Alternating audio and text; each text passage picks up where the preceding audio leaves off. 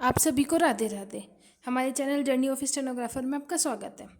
आपको पता है कि एसएससी स्टेनो के आंसर की फाइनली आ चुकी है, लेकिन किस हालातों में आई है, कैसे कैसे स्कैम हुआ है, ये सब हम इस वीडियो पे चर्चा करेंगे। जैसे कल रात को आंसर की शाम के टाइम पे एसएससी ने एक आंसर की जारी कर दी, फिर रात को उसे वापस हटा दी और फिर आज सुबह वापस से उसे जारी कर दी। इससे क्या दिखता है?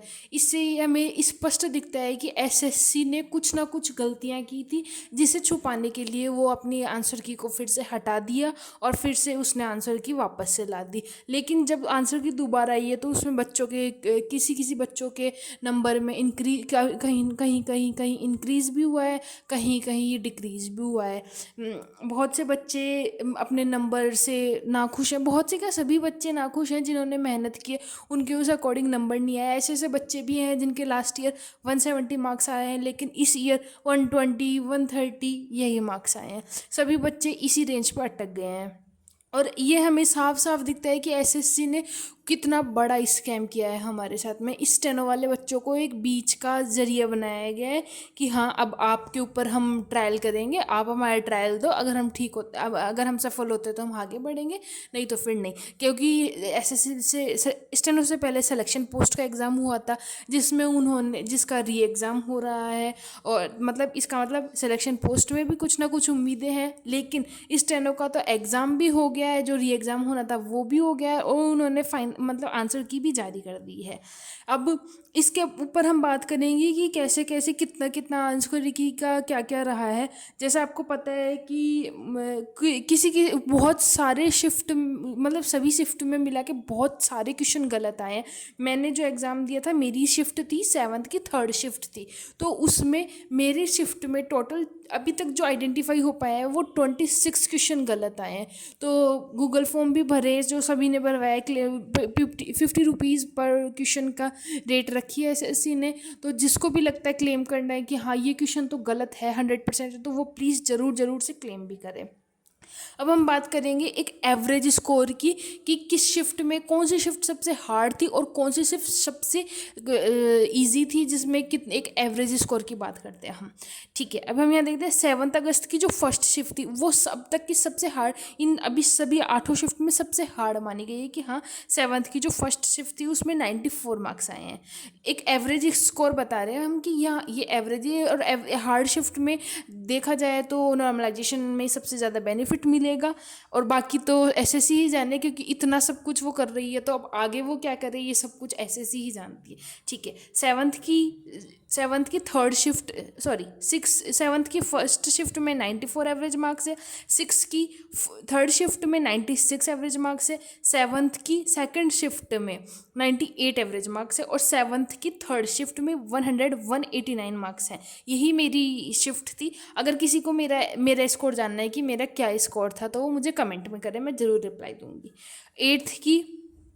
एट्थ की फर्स्ट शिफ्ट में 102 मार्क्स थे, और 6 की फर्स्ट शिफ्ट में, मतलब जो सबसे पहला पेपर हुआ था उसे ही उन्होंने इजी दे दिया था, वो था 102 एवरेज स्कोर था, और 6 की सेकंड शिफ्ट में 103 एवरेज स्कोर था, और 8th की सेकंड शिफ्ट ये 108 एवरेज स्कोर था। ये हमारा एवरेज स्कोर है कि हाँ, इस बेस पे आप लगा सकते हैं कि अगर नॉर्मलाइजेशन होता है तो किस शिफ्ट वाले बच्चे को कितना नॉर्मलाइजेशन स्कोर मिलता है, कितना बेनिफिट होता है। और इससे हम ये भी अंदाज़ा लगा सकते हैं कि एवरेज, मतलब जो इस बार कट ऑफ है वो बहुत कम जाने के चांसेस है, लेकिन उससे पहले हम ये सोचेंगे कि हमारा ये एग्ज़ाम कैंसिल हो, हमारा एग्ज़ाम री एग्ज़ाम हो। क्योंकि हमारे सिस्टम में इतनी सारी गलतियाँ हुई हैं, हमें इतना सब कुछ झेलना पड़ा है। स्टेनो वाले ही बच्चे एक मुँह उनका जरिया बने हैं कि हाँ हम पूरा ट्रायल आप ही के ऊपर करेंगे, लेकिन नहीं, स्टेनो की कम्युनिटी कम है, लेकिन इतनी भी कम नहीं है कि हम हमारे लिए कोई आवाज़ नहीं उठा सकते। हमें हमारे लिए आवाज़ उठानी है। इसके लिए कल 24 तारीख को एक प्रोटेस्ट है दिल्ली में, रामलीला मैदान में, तो वो हमें सबको साथ मिलके करनी है। वहाँ पे सभी टीचर्स तो आ ही रहे हैं, सभी टीचर्स के साथ साथ सभी स्टूडेंट भी वहाँ परमिशन मिल चुकी है, वहाँ सभी से स्टूडेंट आ सकते हैं। और प्लीज़ सभी से रिक्वेस्ट है, जो जो वहाँ आ सकता है ज़रूर आइए। मैं भी बिल्कुल पूरा पूरा कोशिश करूँगी वहाँ आने का, लेकिन और अगर अगर होता है कि हाँ मैं वहाँ जाती हूँ तो मैं आप लोगों को ज़रूर अपडेट दूँगी। लेकिन प्लीज़ जिससे जो इजीली जो जा सकता है उससे प्लीज़ प्लीज़ रिक्वेस्ट है, हम्बल रिक्वेस्ट है, वो वहाँ ज़रूर जाए, क्योंकि ये हमारी लड़ाई है, हमें ही लड़नी है। इस स्टेनो वाले बच्चों को जस्टिस हमें ही दिलाना है। हम खुद ही स्टेनो के बच्चे हैं। जब तक हम ही हमारी लड़ाई खुद नहीं लड़ेंगे तब तक कोई दूसरा हम आकर के हमारी लड़ाई नहीं लड़ेगा।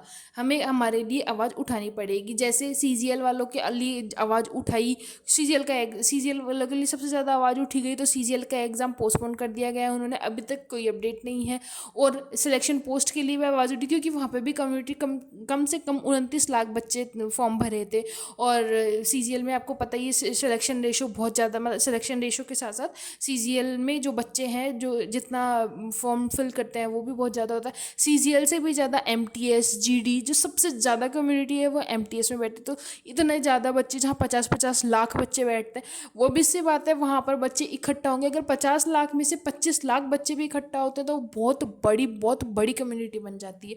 लेकिन इस स्टेनो के एग्ज़ाम में फॉर्म ही कुल 3-4 लाख गए थे। अब इसमें से भी कुछ ही बच्चे जाए हैं, तो ये बहुत बहुत वो बात है कि हाँ, हम ही हमारे लिए आवाज़ नहीं उठा रहे। आप सभी से एक हम्बल रिक्वेस्ट फिर से है, प्लीज़ जो भी दिल्ली आ सकता है वो ज़रूर आए, ज़रूर आए। हमें इस स्टेनो वाले स्टूडेंट को जस्टिस बिल्कुल चाहिए।